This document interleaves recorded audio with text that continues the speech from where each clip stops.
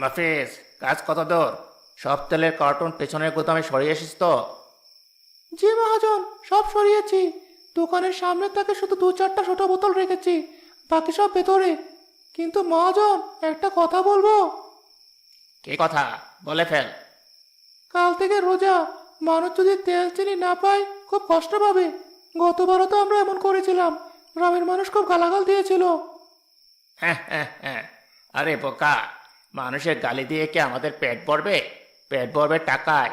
শোন, কাল সকালে বাজারে রটিয়ে দিবি যে শহর থেকে মালবাহী ট্রাক আসেনি, রাস্তায় জ্যাম, বর্ডারে মাল আটকে গেছে।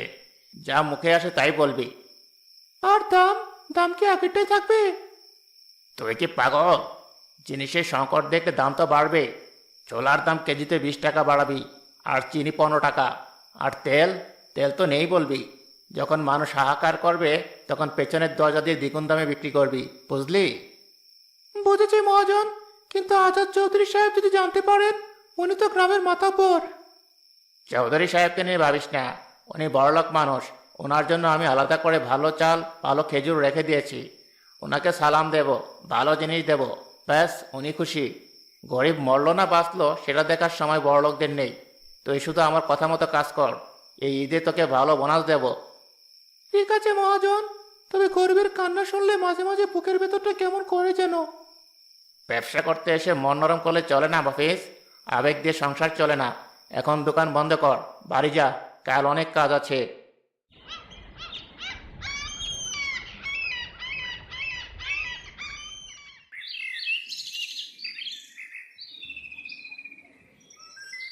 আরে বাবুল যে, অনেকদিন পর দোকানে, কি খবর? জি ভাই, খবর ভালো না। কাল রোজা, তাই ভাবলাম সংসারের জন্য কিছু সদাই করি। শিকদার ভাই, জিনিসের দাম নাকি বেড়েছে? আর বলো না বাবুল, বাজারে আগুন, আমরাই তো মাল পাচ্ছি না। বলো কি লাগবে তোমার? ভাই, আমাকে 1 কেজি চিনি, 1 কেজি ছোলা আর 1 লিটার সয়াবিন তেল দিন, আর আধা কেজি ডাল।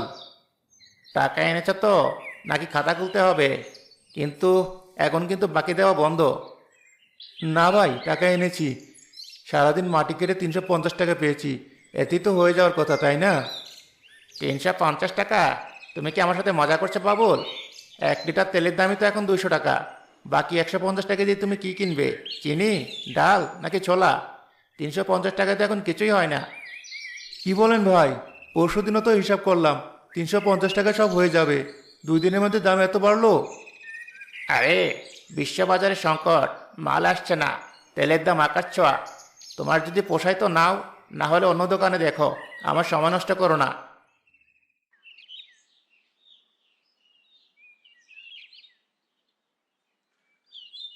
আরে চৌধুরী সাহেব, আসসালামু আলাইকুম। আসুন আসুন। মফিজ, চেয়ারটা মুছে দে। স্যার বসুন। ওয়ালাইকুম আসসালাম। বসতে আসেনি শিকদার? কাল রোজা, বাড়ির জন্য কিছু কেনাকাটা করতে হবে। তোমার দোকানের অবস্থা কি? ভালো খেজুর আছে তো? জি স্যার, আপনার জন্য আলাদা করে ইরানি খেজুর আর বাসমতি চাল রেখে দিয়েছি। মফিজ, স্যারের ব্যাগটা নে। স্যার, 5 কেজি চিনি, 5 কেজি ছোলা, 5 কেজি বেসন আর 5 লিটার তেল দিচ্ছি, ঠিক আছে? হ্যাঁ দাও। আর শোনো, জিনিসের গুণগত মান যেন ভালো হয়, ভেজাল কিছু দিও না। স্যার, একটু লজ্জিত। ছোলার দামটা কিন্তু বেড়েছে, বস্তায় অনেক টাকা বেশি কেনা পড়েছে। আর তেলের দামও চড়া। আপনাকে তো আর লস দিয়ে বিক্রি করতে পারি না। সে কি শিকদার, কাল রোজা আর আজই দাম বাড়ালে? এটা তো ঠিক না। আচ্ছা যাও, টাকার সমস্যা নেই, তুমি ভালো জিনিস দাও। বাবুল এক কোণে দাঁড়িয়ে সব দেখছিল। সে সাহস সঞ্চয় করে আজাদ চৌধুরীর দিকে এগিয়ে আসে। মাতাব্বর সাহেব, আসসালামু আলাইকুম। ওয়ালাইকুম আসসালাম। কে? ও, বাবুল না? কেমন আছো? শরীর ঠিক আছে তো? জি সাহেব, আছি কোনো রকমে। সাহেব, একটা কথা ছিল, যদি অনুমতি দিতেন। এই বাবুল, দেখছো না স্যার ব্যস্ত? তুমি তোমার ফর্দ নিয়ে ওই কোনায় দাঁড়াও, স্যারের সাথে পরে কথা বলো। থাক শিকদার, ধমক দিও না, বলতে দাও। কি বলবে বাবুল? কোনো সাহায্য লাগবে? না সাহেব, সাহায্য না। আমি শিকদার ভাইকে বলছিলাম সামান্য চিনি, ডাল আর তেল দিতে, কিন্তু উনি বলছেন আমার টাকায় হবে না। সাহেব, আপনি যদি একটু বলে দিতেন দামটা একটু কম রাখতে। কাল রোজা, ঘরে ইফতারের কিচ্ছু নেই, বাচ্চারা রোজা রাখবে। স্যার, ওকে আমি বুঝিয়েছি, এখন লসে তো আর মাল দেওয়া যায় না, আমারও তো সংসার আছে। তেলের কেনা দামই তো অনেক বেশি। শোনো বাবুল, শিকদার হয়তো ঠিকই বলছে, ব্যবসা তো আর লোকসান দিয়ে করা যায় না, এখন সব কিছুরই দাম বেশি। তুমি বরং তেলটা বাদ দিয়ে ডাল আর চাল নাও, তেল ছাড়াও তো চলে, তাই না? স্বাস্থ্য ভালো থাকে তেল কম খেলে। জি সাহেব, তেল ছাড়াও চলে, গরিবের তো সবই চলে, না খেয়েও চলে। ভালো, বুদ্ধিমানের মতো কাজ করবে। শিকদার, আমার জিনিসগুলো পাঠিয়ে দিও, আমি আসছি। দেখলে তো, মাতব্বর সাহেব আমার পক্ষে, উনিও তোমাকে জ্ঞান দিয়ে গেলেন। এখন বলো কি নেবে, আমার হাতে সময় নেই। ভাই, তেল লাগবে না, চিনিও বাদ দিন। আমাকে আধা কেজি মুড়ি আর কিছু খুদ দিন, আর যদি পারেন একটু লবণ দিন। এই তো লাইনে এসেছ। মফিস, ওকে খুদ আর মুড়ি মেপে দে। টাকাটা আগে দে বাবুল।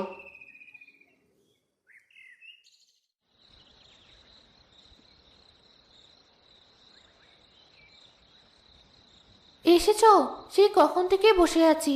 বাজারে এনেছো? মেয়েটা সেই কখন থেকে জিজ্ঞেস করছে বাবা কি ইফতারের জন্য জিলাপি আনবে নাকি খেজুর আনবে।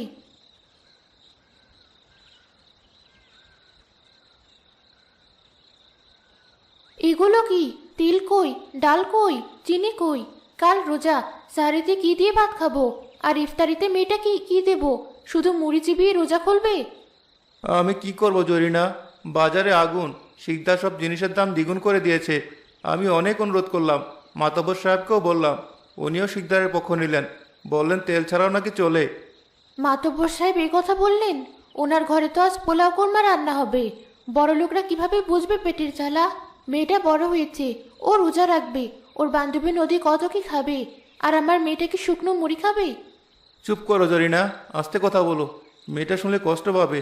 আল্লাহ যা দিয়েছেন তা দিয়েই রোজা রাখবো, গরিবের আবার স্বাদ আহ্লাদ। তুমি এই খুদ দিয়ে যাও ভাত রাঁধো আর পোড়ামরিচ ডলবে, এটাই আমাদের কিসমত। কিন্তু সাহারিতে? সাহারিতে পানি আর ভাত, আল্লাহ যদি তৌফিক দেন কাল দেখবো কিছু জোগাড় করা যায় কিনা। তুমি চোখের পানি মোছো, বকুল যেন না বুঝে।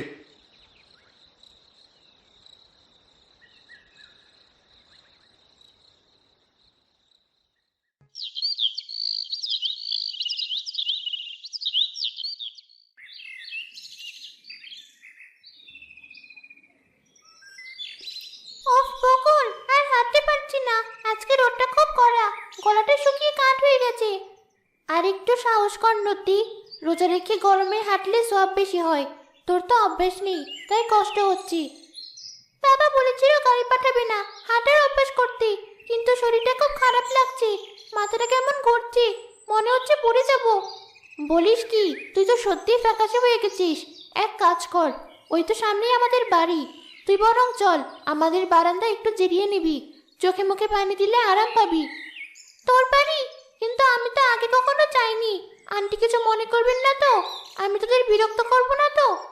দূর বোকা, তুই আমার সবচেয়ে ভালো বন্ধু, আর আমার মা তোকে দেখলে খুশি হবে। আমাদের ঘর ছোট, কিন্তু মন ছোট না, চল। তুই বস নদী, আমি কলপার থেকে ঠান্ডা পানি আনি, তুই অজু করে নে, দেখবি শরীর জুড়িয়ে যাবে। ঠিক আছে, তুই যা, আমি এখানেই বসলাম।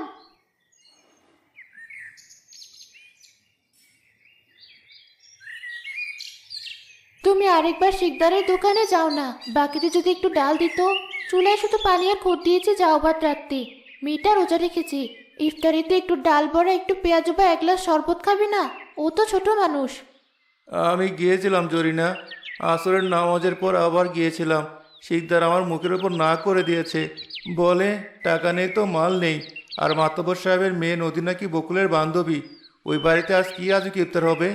টেবিল ভরে যাবে খাবারে, আর আমার মেয়েটার কপালে এই যাও ভাত। থাক আর বলো না, নদীর মেয়েটা ভালো, কিন্তু ওর বাবা তো আমাদের খবর রাখেন না। ওনারা থলে ভরে বাজার করেন, আর আমরা খালি হাতে ফিরি। বড় লোকরা যদি একটু সদয় হতো, তাহলে কি আমাদের এই দশা হয়? অসাধু লোকগুলো গরিবের পেটে লাথি মারে, আল্লাহ এদের বিচার করবেন। তুমি যাও ভাতই বারো, সাথে একটু লবণ আর মরিচ দিও, আমরা পানি দিয়ে ইফতার করব। আর বকুলকে বুঝিয়ে বলো আল্লাহ আমাদের ধৈর্য পরীক্ষা করছেন। অনিচ্ছা সত্ত্বেও সব কথা শুনতে পেয়ে নদী চুপচাপ উঠে দাঁড়ালো। কিরে নদী, তুই দাঁড়িয়ে আছিস কেন? এই নে পানি, হাত মুখ ধুয়ে নি। না বকুল, আমি এখন বসবো না, মা চিন্তা করবে। ইফতারের সময় হয়ে আসছে, আমি যাই। কিন্তু ইফতারের তার বেশি দেরি নেই। তুই ক্লান্ত, একটু চিরিয়ে যা, মা শুনলে রাগ করবে। না, আমি যাই, তুই ভালো থাকিস। আর শোন, আমি আসছি।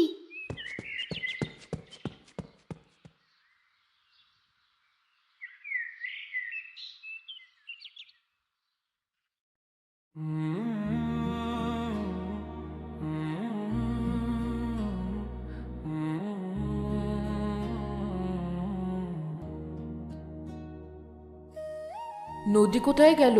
ইফতারের সময় হয়ে এলো যে, মেয়েটা ফিরে এসেই রুমে ঢুকে গেছে। ডাকো ওকে, আজ ইফতারের অনেক আয়োজন। শিকদার ভালোই বাজার দিয়েছে, শাহী জিলাপি, বিরিয়ানি, ফলের ঝুড়ি সব আছে। রাতে ডাকি তোমায়, হে পরম দয়াময়। কিরে মা নদী, মুখটা অমন কেন? রোজা রেখে শরীর খারাপ লাগছে?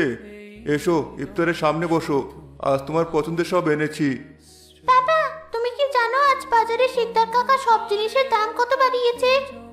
হে মা, জানি একটু বেড়েছে। ব্যবসায়ীরা তো রোজার মাস এলে এমন করে। কেন, তুই এসব জানলি কি করে? আর এখন ইফতারের সময় এসব কথা কেন? দাম বেড়েছে বলে তোমার তো কিনতে কষ্ট হয়নি, তুমি থলে ভরে খাবার এনেছো। কিন্তু আমার বেস্ট ফ্রেন্ড বকুলের বাবা আজ ইফতারের জন্য এক ফোঁটা তেল, চিনি, ডাল কিছুই কিনতে পারেননি।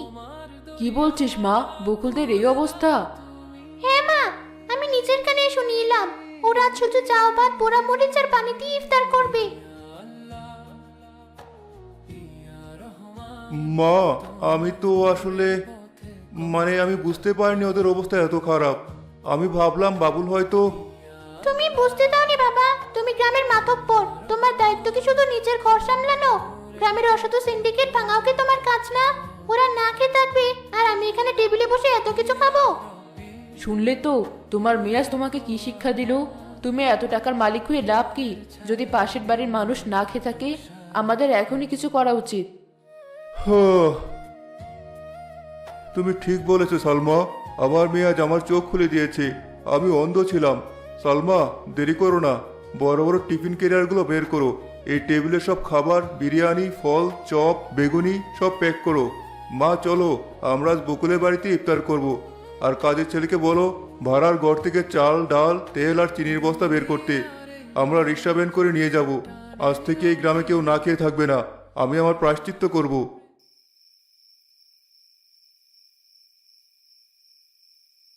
জরিনা, পানি দাও, আজান দেবে এখনই, মেয়েটাকে ডাকো।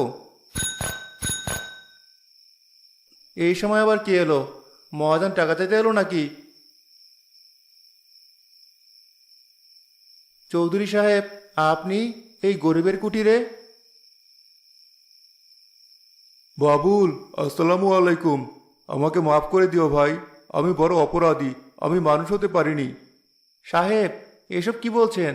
আপনি মাতব্বর মানুষ, আপনি আমার ঘরে কেন? মাতব্বরগিরি ধুয়ে পানি খাবো যদি প্রতিবেশী না খেয়ে থাকে? আজ আমরা তোমার মেহমান। নদী বলল বকুলের সাথে না খেলে তার রোজা নাকি খুলবে না। বকুল, আমি বলেছিলাম না আমরা একসাথে ইফতার করব। দেখ, আমি চলে এসেছি। নদী, তুই সত্যি এসেছিস?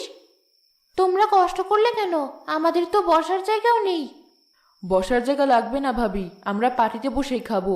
আপনারা যা খাবেন আমরাও তাই খাবো। নদী, তুই তোর বাবাকে সব বলেছিস? তোর বাবা কিনতে পারেনি তো কি হয়েছে? আমার বাবা কেনা খাবার তো তোরও খাবার, আমরা না বন্ধু? আর শোন, ওই যাও ভাতটাও দে, আমার ওটা খেতে ইচ্ছে করছে।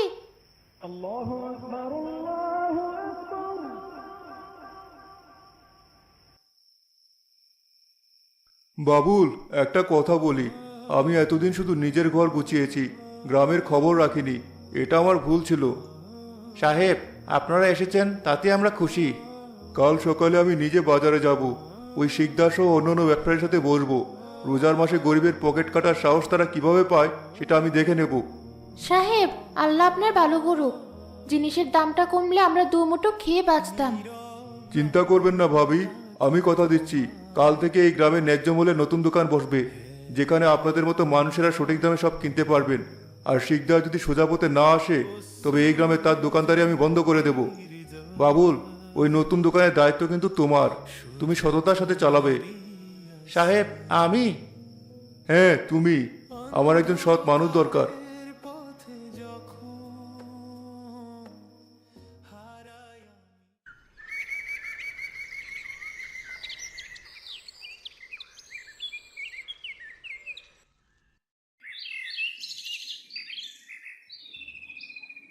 শিকদার, বাইরে এসো। আসসালামু আলাইকুম স্যার। কি ব্যাপার স্যার, সকাল সকাল? শুনলাম মাল নেই বলে দাম বাড়িয়েছো। আমার নিজের গুদামে তো দেখলাম মালের অভাব নেই। তুমি কৃত্রিম সংকট তৈরি করেছো। স্যার, ভুল হয়ে গেছে, মাফ করে দেন। শয়তানের ধোকায় পড়েছিলাম। শয়তান তো তুমি নিজেই।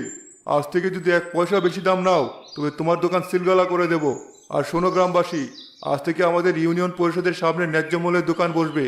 সেখানে চাল, ডাল, তেল সরকার নির্ধারিত দামে পাওয়া যাবে।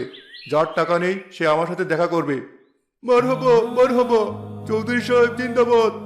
স্যার, আর ভুল হবে না, তওবা করলাম।